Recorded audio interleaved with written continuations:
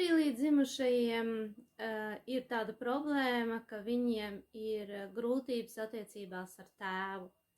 Iespējams, ka ir bijis kaut kāds ļoti nopietnas konflikts, varbūt kaut kādas pretrunīgas attiecības.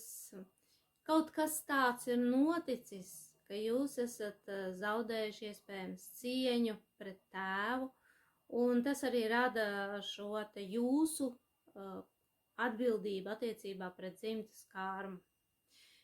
Protams, ka tas viss vijās arī skatoties apakaļ, tāpēc ir svarīgi mums izveidot tātad šīs te attiecības ar tēvu, tātad aprīlī dzimušajiem, lai jūs piedotu, un ir svarīgi arī apzināties to, ka tēvs dod tieši šo te cieņu pret citiem cilvēkiem.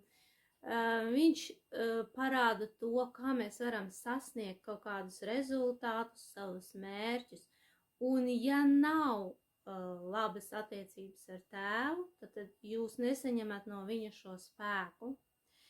Un tāpēc jums ir svarīgi labot šo aizvainojumu attiecībā pret tēvu, un tādā veidā jūs spēsiet sasniegt savas virsotnes, panākt savu uzplaukumu un arī tādā veidā dzimtas uzplaukumu. Faktiski arī jūsu uzdevums sanāk, kad jums ir jāizvieto bezmaz vai tēvs, jāparāda ar sevi kā piemērs, ka jūs esat, lūk, labāks par viņu cilvēks, un ka jūs spējat nodrošināt un gādāt par ģimeni, un arī tātad par tuvākajiem, par mammu, varbūt par māsām, par brāļiem.